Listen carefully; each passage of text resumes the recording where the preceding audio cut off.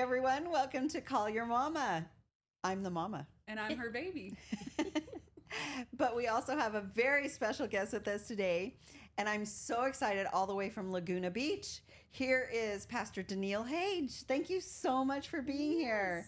And not just pastor, but podcaster and relationship coach. And tell us everything you do. Okay, well, first of all, thank you for having me. Yes. I feel honored. And so my husband and I pastor a church, Southern California. We've been doing that for probably over, A while. maybe going on 30 years or something. We are celebrating our 46th wedding anniversary in That's so a couple amazing. months. Yay. We've got 3 adult children, 6 grandchildren. The youngest I watch pretty much every day, but I love it. I do love it.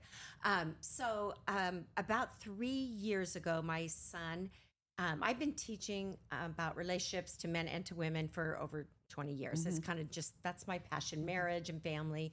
And about 3 years ago, my son, who lives in Texas, called me up out of the blue and said, first of all, let me go back one step.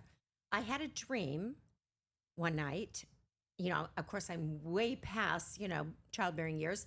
I had a dream that I got pregnant in the morning and had a baby 8 hours later. Oh my gosh. And it was a girl. And it was just really crazy. And That's it was quite like, the dream. What? And then the next night I had the exact same dream that I just got pregnant and it happened really fast. And then I turned out this baby. And so I happened to be talking to a girlfriend of mine. I said, isn't that weird? And she goes, Daniele, she goes, you're getting ready to birth something. And when she said that, it never even occurred to me. I went, oh my gosh. That's exactly what it is. But what is it? What birth? What? And I had been praying and kind of really listening and asking God, I feel like there's more, there's something more. Something more I should be doing. I'm not doing enough. And I struggled with that for probably ever since I got empty nested, really. Because yes, we have a church, but it doesn't keep me busy enough. I have a lot of energy and I need more to do. So I didn't say anything to anybody, but I did write it down and the date. Well, it was 2 years later that my son called me out of the blue and said, Mom, I've been thinking, we need to start podcasts. He goes, you have so much information. And he's been telling me forever to post on social media. And I'm like, I'm just never going to be consistent with that. I'm not techie. I'm going to mess it up. And he goes, no. Does that sound familiar? That sounds like you. Right, our age group. I go, you guys grew up on this stuff. I go, we didn't.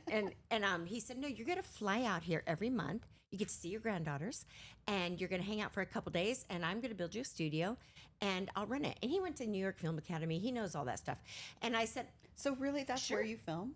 Yeah. Because your sets are beautiful. yeah, I in do Texas. have to say. Yeah. Yes. And it's changed a bunch of different times. Yeah. It keeps evolving. I love it. So, and he has a partner that he works with, his boss, and it was actually his boss's idea because I was there one evening for dinner and all their friends were over at their house and we're just all chatting away. And after that dinner, he said, you need to start podcast with your mom. He goes, she has really good stuff to say. And so I thought that was kind of cute, I'm like, because they're in their 30s, or maybe 40s, maybe their 40s. And so I said, okay, when do we start? That sounds like fun.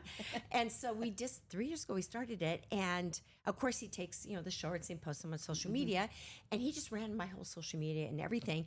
Well, within, I want to say a month, it was happened very so quick. fast. It Yes. was very quick. My daughter calls me one day. She goes, Mom, you have 1 million views on Facebook? I go, what? I didn't even pay that much attention. I go, no way. She goes, yes. She goes, I think something went viral. I think that means viral.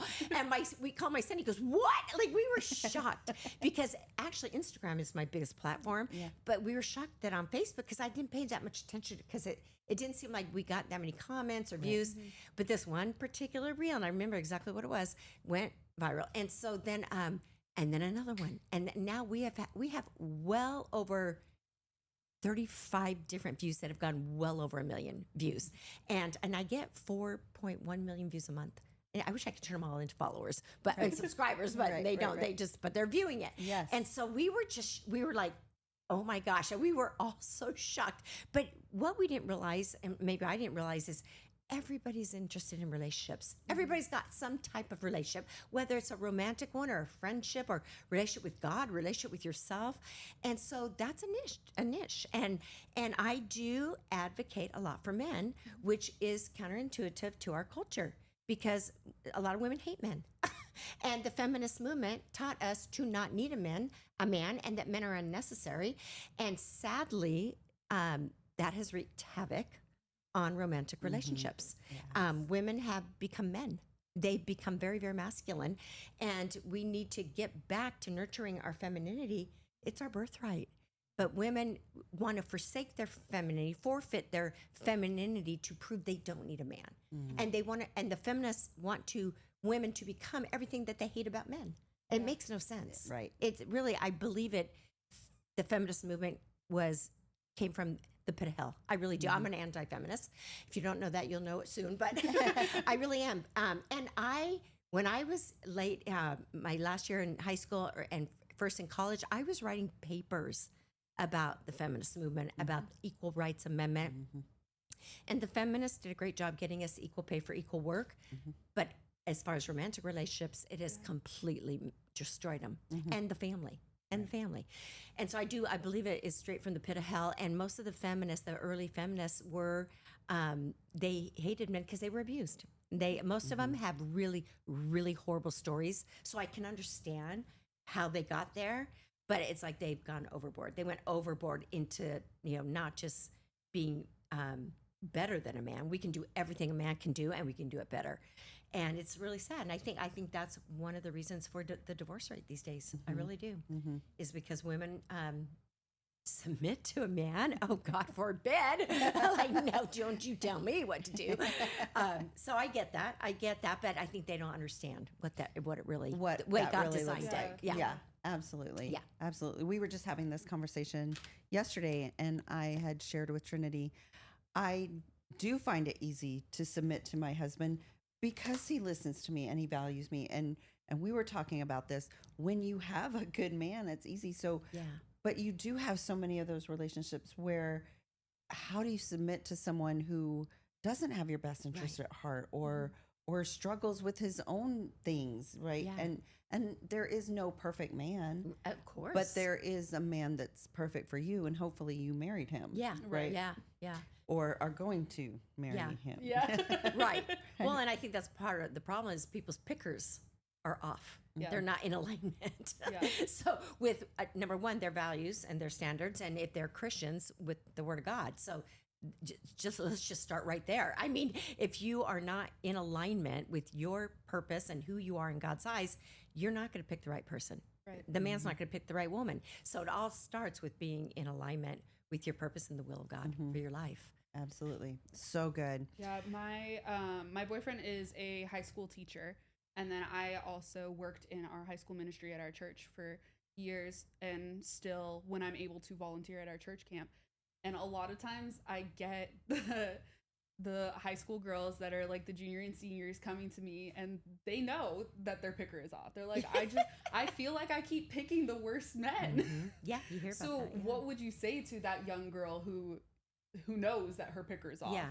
Well, I think a lot of times they pick wrong. It stems back to their childhood. You know, what kind of family did you grow up in? How did your dad treat your mom? How did your mom treat your dad? How were you treated? And I think, because there's no perfect people and we're human and sin is in our world, that there's a lot of dysfunction. And I think there's a lot of trauma that happens in childhood. I mean, everybody's got some type of trauma.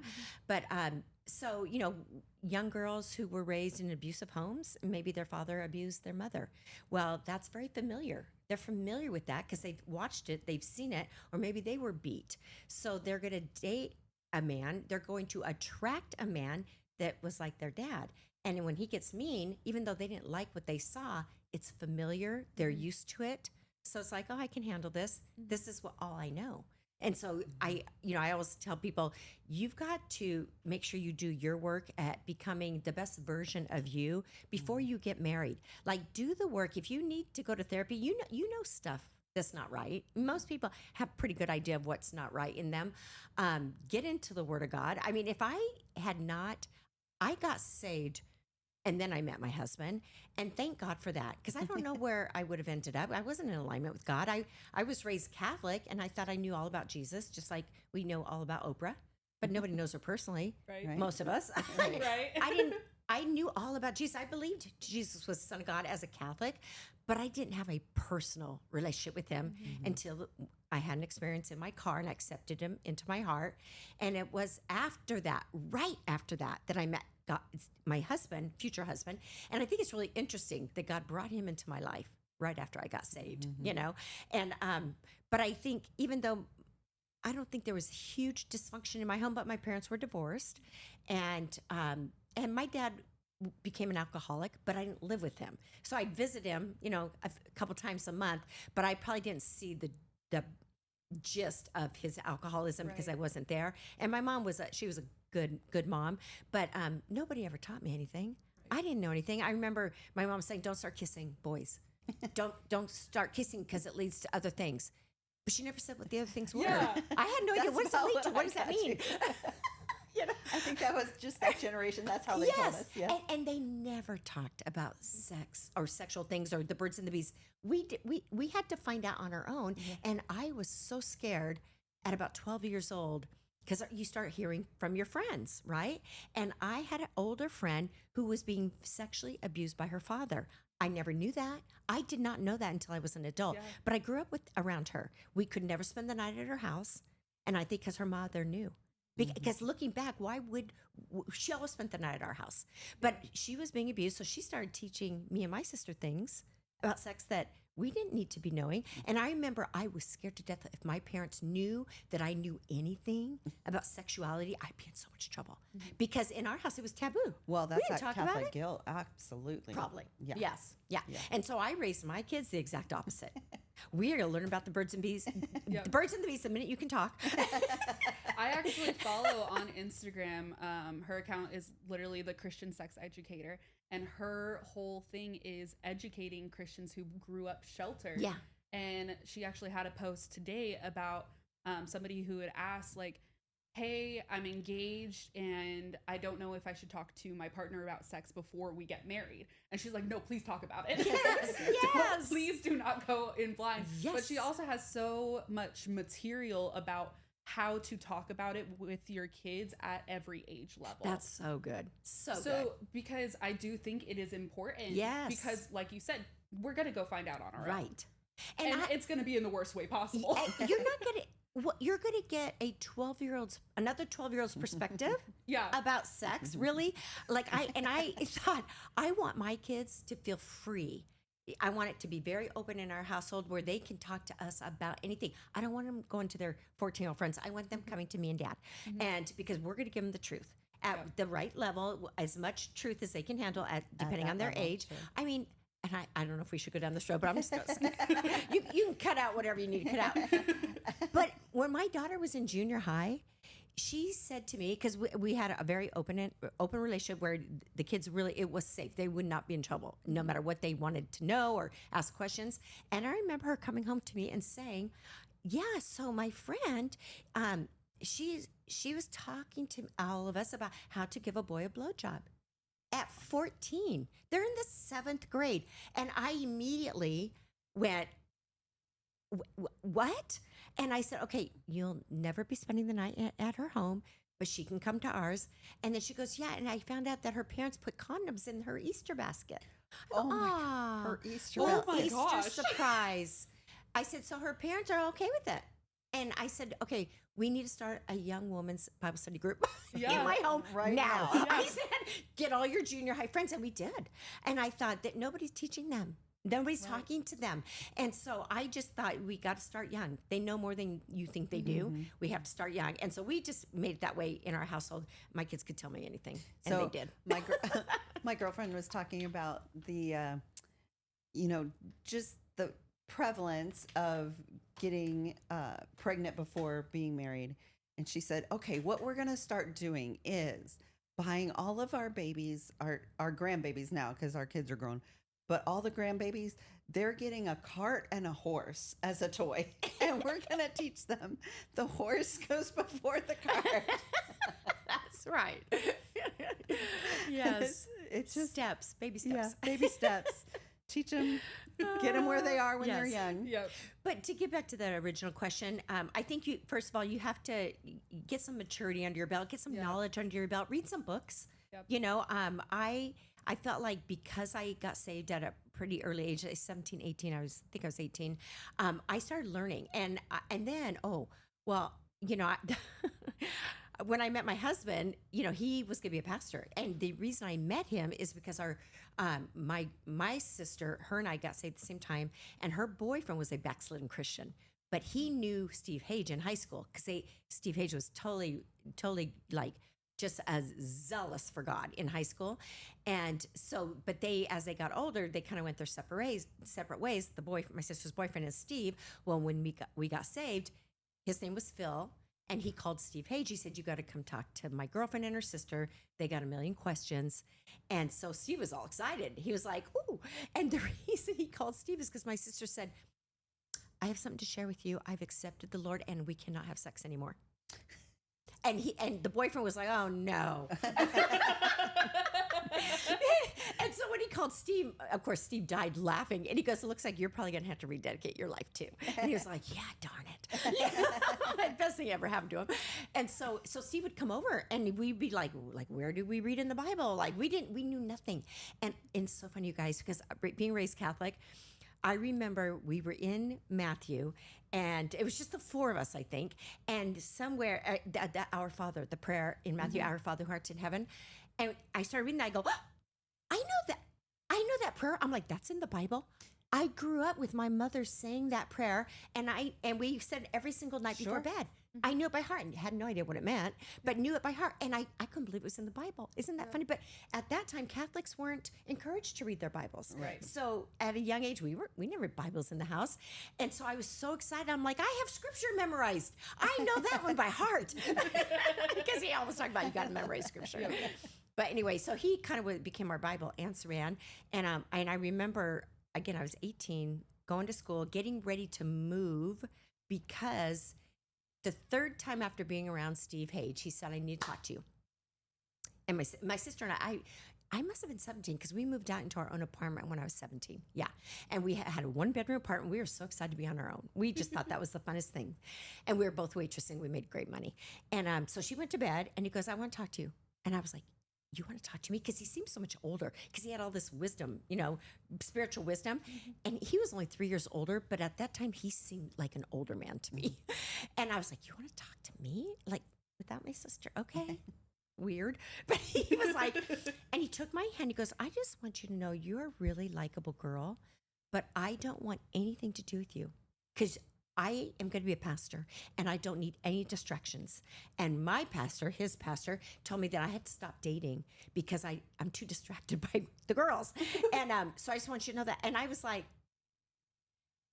wait, do you think I like you? Like, why would you tell me that? Yeah, because I thought he was older and he was so mature and spiritual.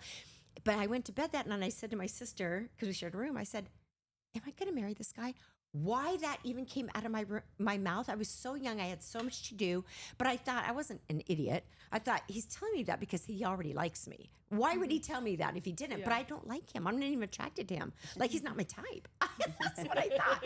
But I like that he helps me with the Bible, Yeah. 18 months later, we were married. Wow. Yeah, it happened that fast.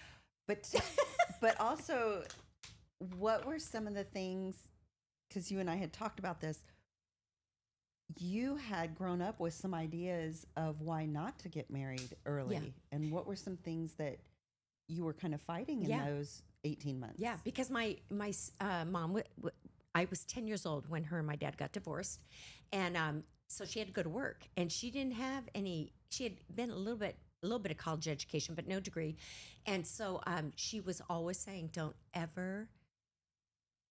What I picked up, okay, you know how you pick up the nonverbals? What I remember picking up, I don't know if it actually came out of her mouth, was you need to be self-supportive. You need to get your education. You need to have a really good job. Don't ever depend on a man.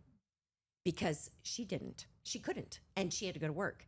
And I didn't even realize, you guys, until I was an adult, that my mom is actually the one that filed for divorce. I didn't know that. I thought my dad left her. But she's the one that wanted a divorce. And this was in the 60s when the feminist movement came in really strong, after World War II, and all the women are going to work. And she had her women friends saying, don't take that from him, and you don't have to listen to him. And then she even says, I don't think I ever would have divorced him had I not listened to those women. But they kind of convinced her this was the best way. And she had other reasons too. My dad, he wasn't a great husband to her, I don't think. And so I grew up thinking, I'm going to school. I'm not getting married till later in life. Later in life to me at that time was 25. I just remember thinking not till at least 25, that seemed later, because I have to get my education and get my career going and be self-supportive. And that's one of the reasons I was so excited to move out into my own apartment. I had a job. I could do this on my own, bought my car, put myself through school. Like I didn't need anything from my parents. And so I felt like I was very mature.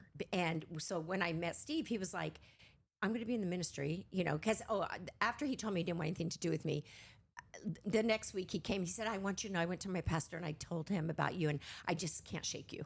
And again, I was like, wait, whiplash. Did I miss something? Right. So I feel like your pastor is more involved in our relationship than I am. and I couldn't believe he talked about me to his pastor, because my dad didn't even tell me what to do. I was on my own. Yeah. I was independent. I'm like, you went to your pastor to get permission? That's weird. Because I knew nothing about the church. I didn't know anything about, submitting to your authority, spiritual authority, or anything like that. So I thought that was really weird. And I was just like, why are you talking about our business to this man that I don't even know yet? Yeah. And so that weirded me out. But he said that, we can just play it by ear and take it slow. And I'm like, again, I was like, I don't even know if I want to take anything slow with you, But I noticed that we started spending more time and I really enjoyed his company. And he was so funny. He had such a great sense of humor. Plus, he was intelligent. And I really enjoyed being around him more and more. And so we just kind of started spending time. And little by little, the attraction in me started to grow. It started growing on me about him because there was physically, he just wasn't someone that I thought I would be attracted to. But as I got to know him, the attraction grew and grew until pretty soon he became so good looking to me. I just thought he was so cute, and his personality was so great. I just had so much fun with him. So the reason we got married so quickly is because he said, listen, there's a lot of passion between us. And he said, and we are not going to have sex before marriage. And I was like, you want to bet? Because I already had. I was not a virgin. I had sex, confession time, true confessions, in my high school years with one guy, only one. But I thought, because I had been there, that was awakened to me. And I really started falling in love with Steve. I thought, there's no way, because I'm not getting married anytime soon. But we keep this going, and there's no way we're going to be able to withstand not having sex. Right. And he was adamant. We will not. He wasn't a virgin either, but he didn't have a lot of experience. He was actually seduced by his high school dance teacher at 15. Isn't that crazy? Isn't that unbelievable? Yeah. His dad found out and he was going to kill her. But anyway, another story. So, but he really was trying to be a godly man and a Christian. And so, but we kept hanging out, and little by little. And so he said, we either get married or break up. I'm like, I'm not ready. And so you know what I did? I moved an hour away. I went to live with my alcoholic father and stepmother because they had a house at the beach. And I said, can I move in just for the summer? I said, there's a guy. He's very persistent, and I just need to get away. I know if I get away, that it'll be out of sight, out of mind. I'm going to go to that college down there in Newport, Orange Coast College, and I'm all signed up, ready to go. And I'm thinking this is the best move for me. And he said, well, I'm going to come visit you. And I was like, yeah, right. Sure you will. He goes, no, I'm going to fix up my car and I'll be down there to visit you. And I was like, yeah, so you say. I didn't believe him. He did. He fixed up his little Volkswagen and he came down every weekend. And then I'm down there with no friends. I transferred my job. So I'm working, but I have no friends. I didn't really hang out with my parents. They were working all the time. And I was lonely. So then I was excited. Yeah, come see me, But I'm still thinking it's not really going to go anywhere. And then he and my sister convinced me to sign up and go to register for a college back home and move back home. We'll get a condo together. And now by this time I am falling in love with him because I'm seeing he's a man of his word. He does what he says. And that impressed me. I couldn't believe he actually would drive an hour after working graveyard shift all night long. He'd come down on a Saturday morning with no sleep, hang out all day at the beach, go back to work that night. And I would say, you are crazy. You are crazy. You're going to fall asleep on the way home. And he did that every single weekend. And I'm like, man, he's really pursuing me. And it worked. And it worked, and it got me. And now I'm not saying everybody, when we finally got engaged, people were like, are you crazy? You're so young. And I thought too, we are crazy. But we did it. And you had said something like, how can people know, how can they be sure? I think it's always a step of faith, because there's no guarantees. You can't be sure. Yeah, and the person he is at 21 might look very different at 31. And 41 and 51. There's no guarantees. We change, we grow, we evolve. And it's all about what you're doing in that process. Well, thank God we were very involved in the church. We had a lot of older people around us. So we had lots of mentors and people we could talk to. I think that is probably our saving grace. Like when we had an issue, we knew we could go to somebody. And I tell young girls now, I say, don't marry a man let's put it this way, when you're getting to know him and you're dating, find out who he respects. What other men in his life does he respect? It could be a dad, an older brother, a coach, a teacher, a pastor, but find out who he would make himself accountable to. You don't want him just accountable to you. And is he a Christian? Does he have a higher source, a higher power that he's accountable to? Because that's really important. And I saw when Steve and I getting married so young, and then of course we're not having children for at least 5 years because we were so darn young. 4 months into marriage, I get pregnant. And some people probably thought I was pregnant already, but I wasn't. But that wasn't part of the plan. Right. I was like, this is not going my way. Didn't want to be married at 19 and didn't want to be having a baby at 21. But obviously God had other plans, and thank God it worked. So we didn't have great beginnings. Like people will say, well, you must have started off great. Not really. I mean, it wasn't really what our plan was, but we were close to a lot of people who could give us godly counsel. And when we would come to a standstill, I remember being able to say, and to me, this was a gift. Okay, we don't see eye to eye. So let's go talk to the pastor because you love this guy. And you know what? Let's get a third party. And if I'm wrong, I'll stand down. And if you're wrong, you stand down. And every time I would say that, he'd go, no, it's okay. We can figure this out. Because he was always wrong. Okay, come on. I was always right. But it probably was just super dumb stuff back then, petty stuff. But he never wanted to go lay out our stuff before these men that he so looked up to. And but those kind of men will advocate for the wife. They will. And I always knew I would have those guys in my back pocket, because it would, sometimes you need a mediator. So I just think the man that you marry has to have men in his life that he respects. My husband didn't respect his dad. He wasn't going to be the one to speak into Steve's life. His pastors were. They are the ones that raised him or reparented him as he got older, I would say. Right. So, yeah, I would say work on yourself. And then, of course, we still had work to do. We were so young. And then I'm pregnant. Well, I wanted to be the perfect mom, of course, because we were going to prove to everybody we could do this because we were so young and we knew we had a lot to prove. I was going to be the perfect wife, the perfect mom, the perfect housekeeper, the perfect cook.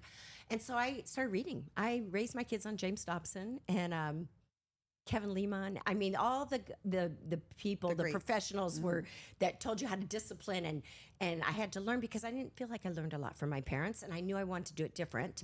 And so I read everything I could get my hands on because I wanted to make sure I did it right.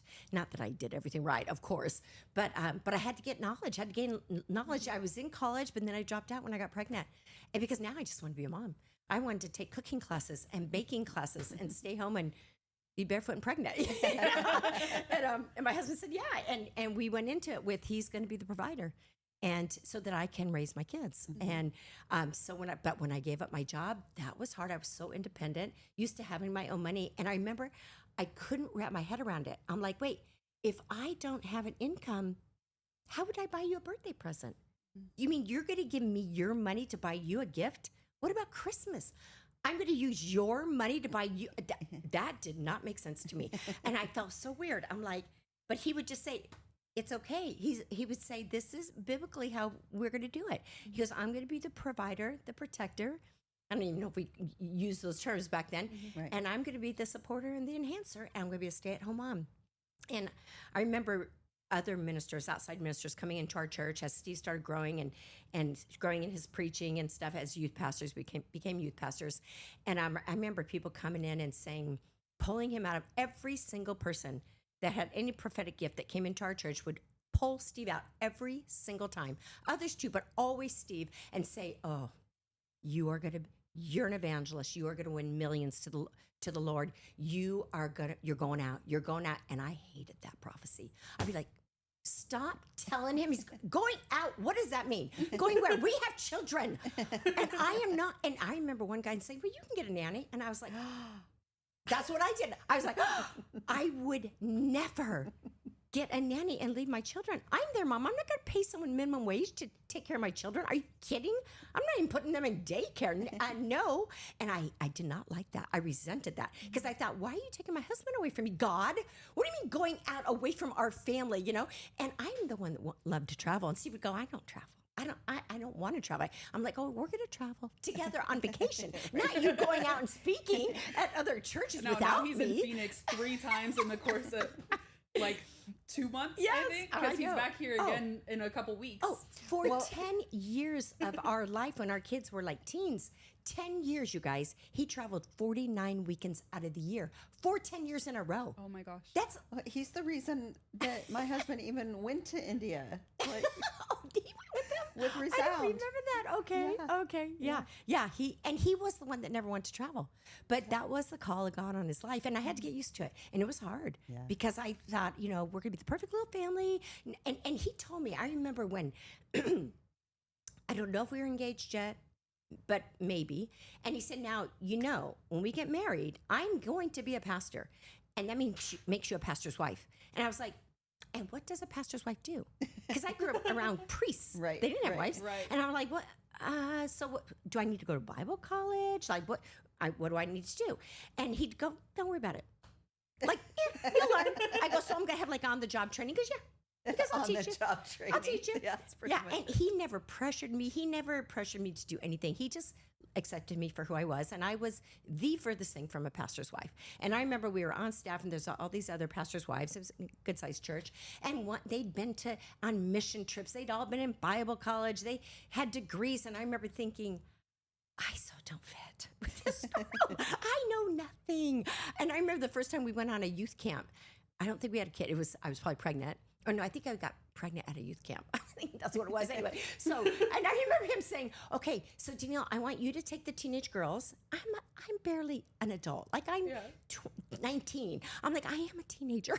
And he'd go, and I want you to go teach them something about the Bible. I was mortified. I'm like, wait, what?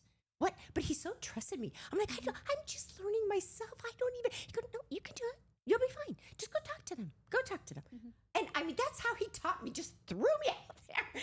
And so I was always mortified. I'm like, I know nothing. I don't want them to know I know nothing. But I'm embarrassed. I feel like I need to go to Bible school. And I would always say that. He'd go, no, you don't. You're fine.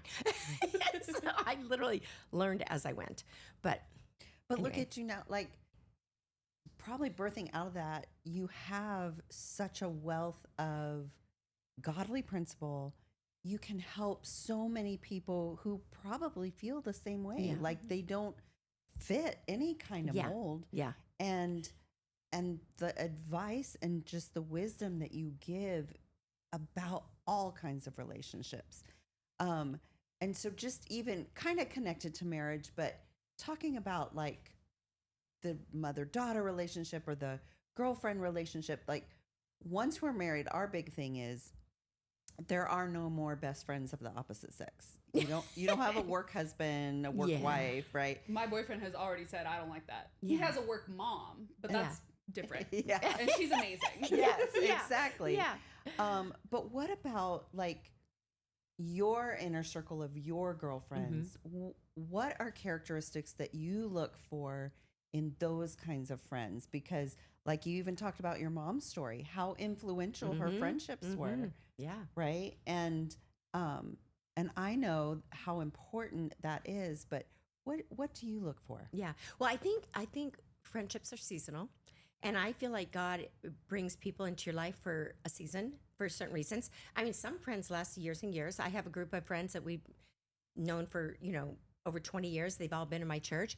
But that does put another little spin on it, because as a pastor's wife and you have a congregation, you're afraid to be completely authentic, because they have to receive from you. They have to receive from your husband every week.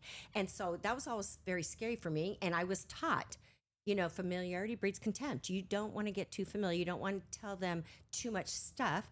And then have them, like, I was always afraid that if I let down my hair and talked about issues with my husband and I, that they would take up my defense and be mad at him. And that's their pastor too. And so I was like, who can I talk Or to? weaponize it. Or yes, or gossip about it to other people, you know? So I was always very, very careful. And I think I'm not sure how I learned that. Maybe older women taught me that, but I knew that I had to be careful in friendships. But I know that there was, not too long after I was a Christian, there was an older woman that came into my life, and she took me under her wing. And I could not relate that much to my pastor's wife at that time. They were so much older than me that we weren't in the same chapter of life. They had grandkids, and we were just starting out, so I didn't feel like I could relate that much. Plus, she wasn't really a teacher type of woman, But this other woman came into my life. She wasn't in the ministry, but we started a Bible study together. She was the teacher of it. And I learned so much from her. I learned so much. And she was just enough on the outside where I could just let down my hair and talk about everything that I wanted to talk about parenting, about sex with my husband, everything. And she's the one that taught me all about personality styles. Okay. And that's what I think I first met her. She came into our church and taught on personality. And I was so taken by it because I felt understood, because I didn't feel like I was a part of the group of women at my church that were the missionaries and had all the stuff under the belt, the other pastors' wives. And when she came in, I felt like she set me in place. She didn't even know it. I was like, that's who I am. And it's okay. It's okay to be who I am. And I got her aside and said, you need to mentor me. I said, I need you in my life. And her daughter was in our youth group. She was like, great, I'll mentor you. You mentor my daughter. I'm like, deal. And I never go into her house. She goes, let's set it up. Every Tuesday, come to my house. That's my day with you. It was like Tuesdays. Her name was Georgette. Tuesdays with Georgette. And I had a little 2-year-old, and I took her with me. And we just spent time. We ate lunch together. We hung out. She taught me everything she knew. And it was really good. I think mentors are really, really important. And then once we started our church, I remember having to kind of pick a team of leaders and women, and we were going to have a women's ministry. And so I just kind of waited to see who I connected with, like who do I feel like I can be myself with. And I remember getting a few of them together. It was just a handful. And I remember saying, so issues from my past started coming up. Like I grew up with a family member that was very jealous of me, and it was a very hurtful situation. And we were really close. And then it was a love-hate relationship because I never felt fully accepted by her because of the jealousy. And I remember the first thing I said to this group of women, number one, you can't be jealous of me. It's not going to work, because I will feel rejected by you if you're jealous. You can't compete with me. I go, it's not going to work if you're competing with me. And I just laid down the ground rules. I go, what we talk about stays right here. And I said, and if I find out that you've talked outside of this group about anybody in this group, not just me, anybody, then it's going to wreck everything. But these were really mature women. They were good. They weren't brand new Christians. They were mature women. And I, little by little, started to trust them. We went on little girls' retreats together, getting to know each other, talking about ministry and talking about what different ones would do. And they were very supportive and encouraging. And I really developed an intimate relationship with them. I knew they loved my husband, and that was important to me. They loved him. They thought he was the greatest pastor, and they'd all come from different churches, and had been around ministry. So they were a good group of women. I'm still friends with those women to this day. And a lot of them have moved out of state, or they don't go to our church anymore for various reasons. And I was telling your mom that we did a Zoom call during the pandemic, and I handpicked those women. I said, you guys want to do a Zoom, just us? And because it was hard to have a relationship because you couldn't see anybody. You couldn't. I go, but we can get on Zoom together. And I was very careful. I didn't even let people in my church know, because I didn't know them well yet. You know. And so I think it takes time building that trust and building those kinds of friendships where the other thing I learned about women friendships too is God brought different people into my life for different reasons. Like I had one friend, she was my shopping friend. She's the one that we had a blast shopping together. Couldn't do that with everybody. I had another friend. She's my workout friend. We exercised together. Another friend, she was the Bible friend. Like we'd talk about Bible and scripture and, like just different ones to meet those needs. And which was so good for me because something that I always tell women is you cannot depend on your husband to meet all your needs. And we have a thing, especially in our culture now, where people are getting married thinking this one person, he's my person, he's my best friend, my perfect, my favorite person, and he is going to meet all my needs, and she's going to meet all my needs. It's not humanly possible. Right. There are some needs only God can meet. Right. Spiritual needs. There's some emotional needs that some of them I have to meet myself. Some my husband can meet. Some I have to have a girlfriend. Right. We have physical needs. Like we have different needs. Not one person can meet every need. And if I expect my husband to be all those things, my best girlfriend, my shopping buddy, all these things, I'm going to be really disappointed. Yeah. But he's not a girl. He's a man. Right. And even the way you talk to men. He tries to be different. all of those things. He's going to get worn out. Right. And so I think we have some really unrealistic expectations a lot of times going into marriage. I think that sometimes people who have issues in their dating relationship think, well, once I get married and I say the magic I do and put the magic ring on and wear the magical white dress, everything's going to be bliss. And we think everything that's wrong now, marriage will fix it. No. Marriage magnifies everything that's already not working. Right. And then bring a child into the situation. Double magnification, okay? And so I think people look to marriage as the answer to all their problems. And I heard one guy that I'm studying right now. I'm reading his books. His name's Terrence Real.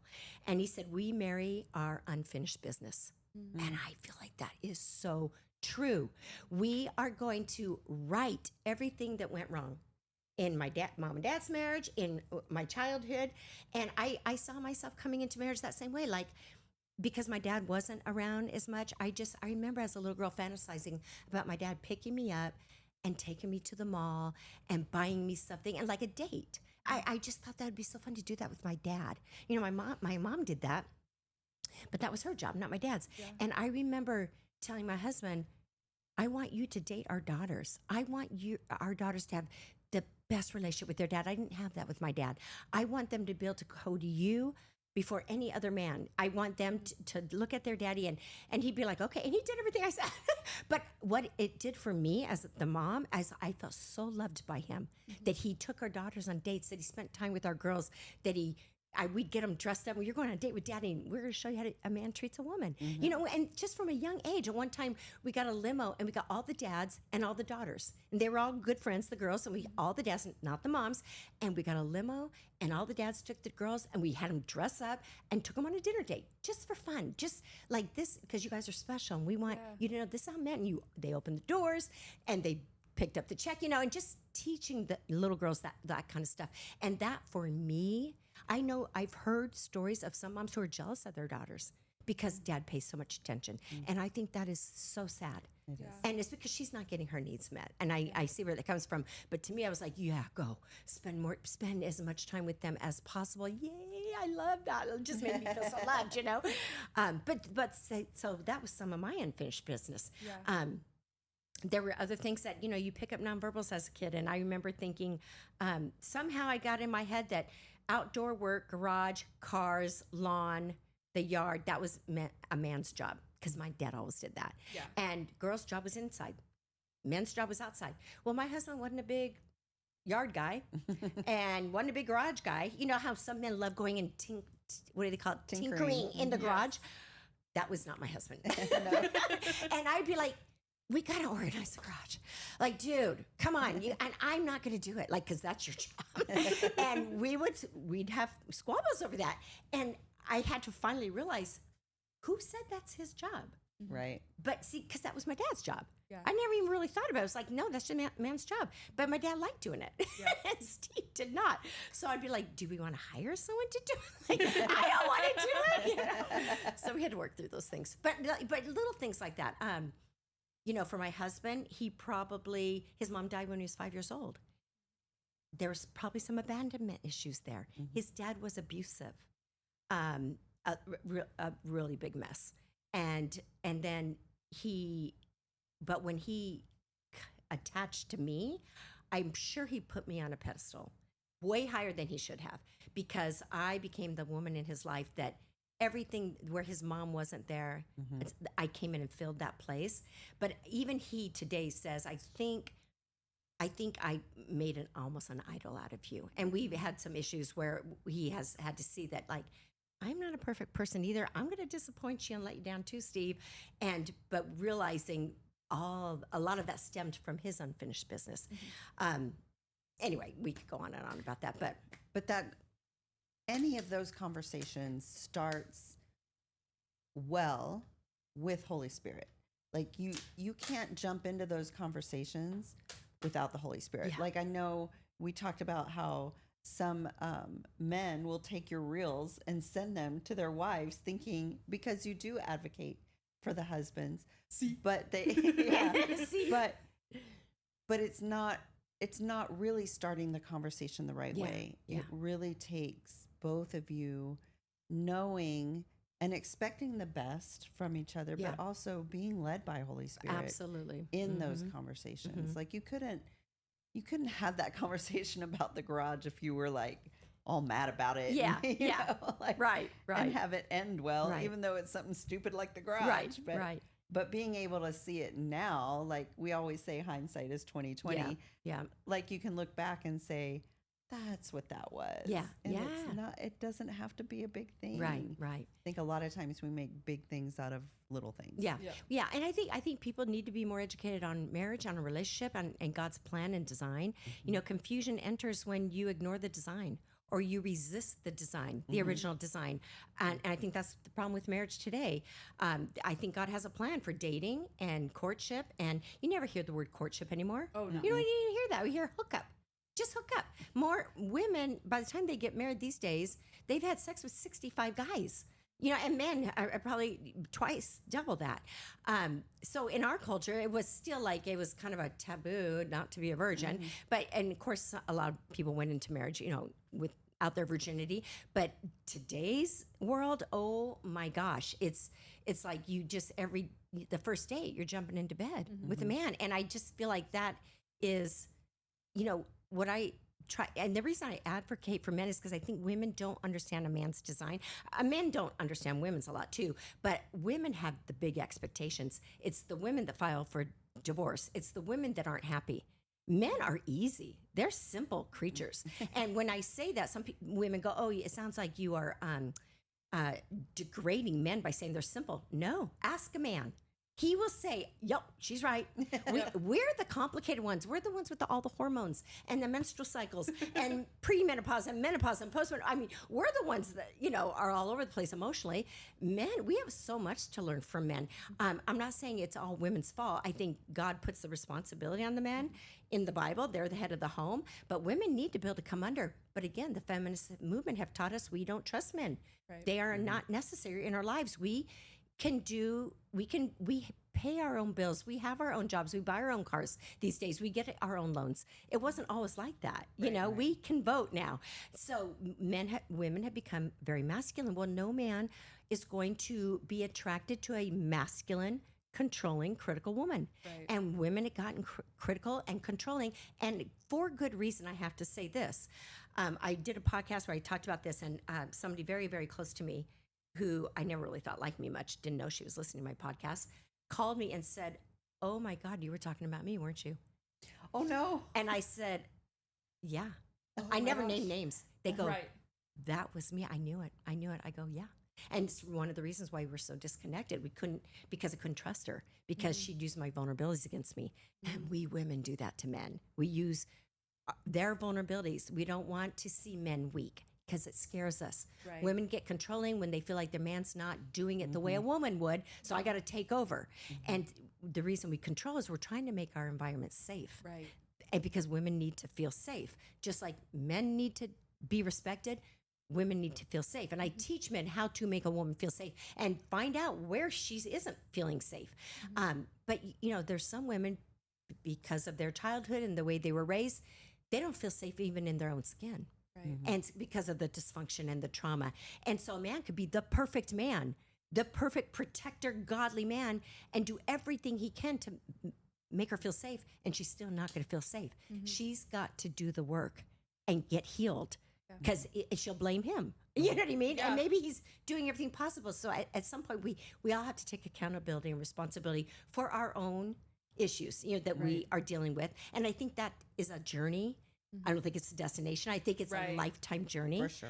That we, as we grow, as we're able to handle, those situations, I think God will bring them up when they need to be brought up, and healing needs to come in his timing when, So yes, I think we very much need to be dependent on the Holy Spirit in our relationships. Yes. Both of you kind of brought up the idea of submitting to your husband. I think a lot of the issue today might also be that we have a skewed vision of what submission looks like. Yeah. So what does that faithful biblical submission look like in a healthy marriage? Yeah. Well, the way I've always described it is it's almost like submitting a paper or submitting a proposal or submitting a suggestion or an idea. It doesn't mean you're a doormat. It doesn't mean you don't have a voice. It doesn't mean he doesn't listen to your perspective about things. Men that listen to their wives' perspective get educated. and a lot of times women come up with stuff that a man would never think of. And it's like, oh, wow, because she's coming from a woman's point of view. Women are more emotional, men are more logical. And sometimes men need to hear, probably one of mine and Steve's biggest things when we met is he seemed so insensitive to people. I'd be like, did you not see their body language? I may be a little bit more of an empath, I guess, because I can pick up on what people are feeling. And I'm like, stop, Steven, stop. They're not receiving. They have totally tuned out. They are not listening to you. And I would have to teach him. And he was like, what? He was not sensitive like that to people the way that I am. But little by little, I started to teach him. Did you see when did you see when they crossed their arms? Did you see when they, they're not receiving anything you have to say. And he'd be like, oh. And he's very black and white, very blunt. And I'm like, you can't be that blunt with some people, Steve. Some people love it. This person, their personality type, you just blew them out of the water. Yeah. So because he respects me and listens, he's grown. And I mean, I respect, and he's taught me so much too. But here's the loophole about submission. It's never meant to take your voice or your power. Okay. Know that. Was not God's design. God loves women. We are the childbearers. Okay. He made us to be a man's helpmate. He looked at creation and said, oh, something's wrong. Something's missing. Right. I know. We were the last thing to be created. Yeah. We are the crown of creation. He knew that what man's purpose was, he could not do without woman. He said it is not good for man to be alone. So, but here's the loophole. And I've even said this in marriage vows. I haven't done too many weddings. I only do if Steve can't. I think it's a man's job. But anyway, I said, can I write my own marriage ceremony, Steve, if I'm going to do this wedding? The first wedding I did. I go, because I don't really like yours. I have a better way. He goes, go ahead. And I wrote it. And he goes, oh. And I said, here's your loophole about submission in this particular marriage vows. And I said, if a man ever asks you to do anything that is immoral, illegal, or unethical, there's your loophole. You don't have to do that. If he asks you to do anything that does not align with the word of God, you don't have to do that. Right. So you submit to a man that's a godly man that's already submitted to a higher power, to God.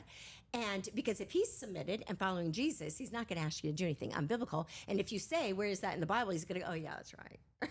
Oh, yeah, if he is already submitted. So you want a man that is submitted to God, and you want a man who has other men in his life that he respects, that he's accountable to. So those, to me, those are the ground rules.